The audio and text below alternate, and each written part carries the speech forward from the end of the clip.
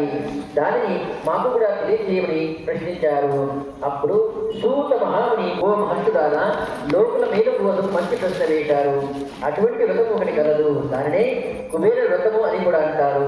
ఈశ్వరుడు కుబేరుని యొక్క మీద అనుగ్రహం కలుగగా దేవతలు సంపదలంతా కూడా పొందుపరచమని ఆ కుబేరుని హస్తగతం చేసినారు.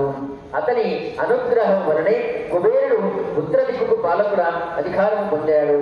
అతని భార్య చిత్రలేఖ అని పేరు పెట్టుకున్న ఆరోగ్య కుబేర ధనలక్ష్మి, లక్ష్మీ సహితుడైనటువంటి ఆ కుబేరుని కనుక ఆరాధించిన వారికి ధనవంతులై సుఖపడతారు.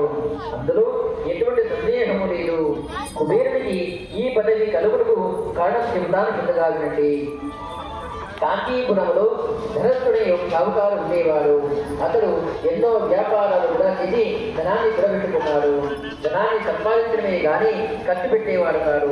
అతడు ఆ రోజులలో తోడు 4 కుమారులు కూడా 5 కుమార్తెలు కూడా ఉండేవారు.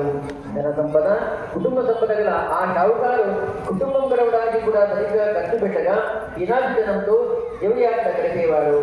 ఆ పిల్లలందరికీ కూడా ఈ గుణాలే నేర్పించారు. వాడిని కూడా తన బాటనే కూడా నడిపించేవాడు.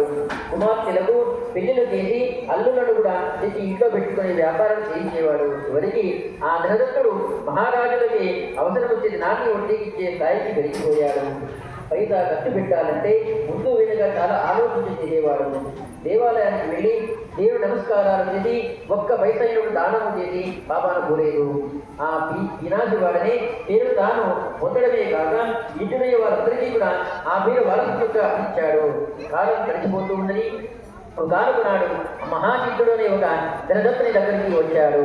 అతన్ని చూడగానే ధనదత్తుడు కమ్మని కబుర్లు చెప్పి ఒక్క నమస్కారంతో నిలబెట్టి ఊళ్ళో చాలా మంది వైభాగాలు ఇచ్చేవారు ఉన్నారని దయచేసి అక్కడికి వెళ్ళమని సాగనంపి తలుపులు వేసుకున్నాడు. కొద్ది రోజులు గడిచాయి. మళ్ళీ ఆ సిద్ధుడు ధనదత్తుడి దగ్గరకు వచ్చాడు. ఆ ధనదత్తుడు మంచి మాటలు చెప్పి ఆ సిద్ధుని వెళ్ళి రమ్మన్నాడు. ఆ సిద్ధుడు ఏదో చెప్పుకోతూ ఉండగా మాట వినిపించుకోకుండా తలుపులు వేసుకుని లోపలికి వెళ్ళిపోయాడు. మరలా కొంతకాలానికి ఆ సిద్ధుడు ధనదత్తుడు వచ్చి, నేను స్వయంభాగం కోసం రాలేదని నా మాటలు వినిపించుకోమని చెప్పాడు. ఆ ధనదత్తుడు నాకు మాటలు వినే సమయం లేదని, చాలా తొందరలు ఉన్నాయని 20 రోజుల తర్వాత రమ్మని పంపించి వేశాడు. అలాగే తలుపులు కూడా పెట్టుకున్నాడు. ఆ యొక్క మాసం గడిచిన తర్వాత ఆ సిద్ధుడు మళ్ళా వచ్చాడు. వచ్చి రాగానే, అయ్యా నాకు ఇంకా ఖాళీ అవలేదు, నేను 2 మాసాల తర్వాత దయచేసి రండి అని తలుపులు వేసుకున్నారు. ఈ విధంగా తాకుడు చెబుతూ 1 సంవత్సరం గడిపేశాడు. ఆ సిద్ధుడు రావడం మానలేదు. చివరకు ఒక రోజు ధనదత్తుడు మరి మీరేమి చెప్తారు, ఒక మాటలు చెప్పి వెళ్ళండి అని చెప్పాడు.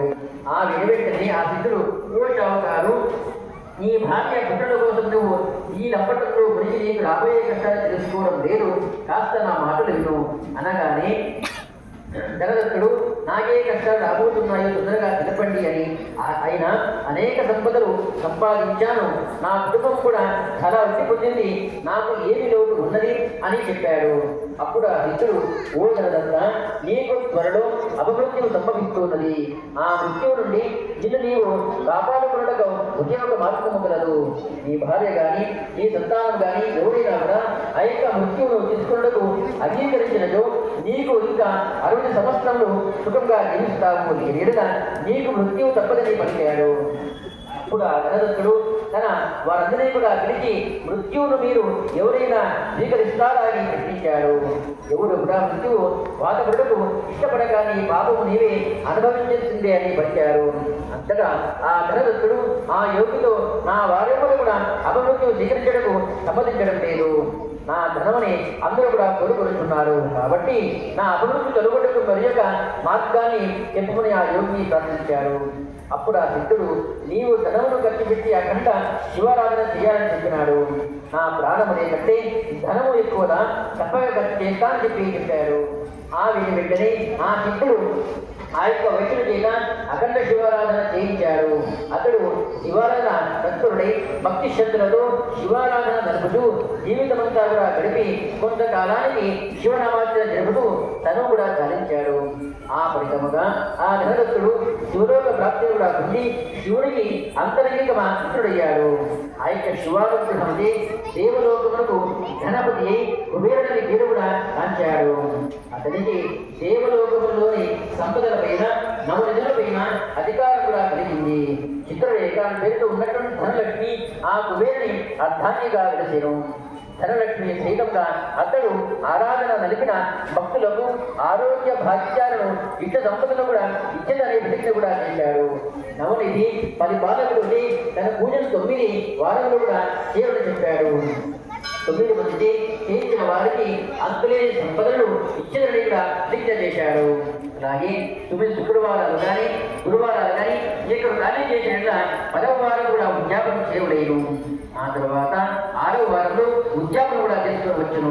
అలాగే ఈ యొక్క చిత్రరేఖ సమేతంగా ఎవరైతే యొక్క కార్యం చేశారో వారికి సమస్తమైనటువంటి రోగములు కూడా తొలగి ఆరోగ్యములు కూడా కలుగును. అలాగే అష్టైశ్వర్యులు కూడా భోగ భాగ్యాలు కూడా కలుగుతాయి. ఇహపర సౌఖ్యములు కలుగుటకు ఇంతకు మించినటువంటి వ్రతము కూడా లేదు అని సూత మహర్షులకు లోకానుగ్రహార్థం విడిపించెను. పూజా అనంతరము ఈ కథను చదివి అక్షతలు ఆ యొక్క దీపాన్ని ముందుకు వేసినట్టు సమస్తమైనటువంటి ఆయుష్ సిద్ధిస్తుంది అని చెప్పాడు. అత వెంకటాయాం సమాప్త పూజా సమర్పయామి. పూలం చంద్ర వేయండి. ఓం కేశవాయ నమః. నారాయణ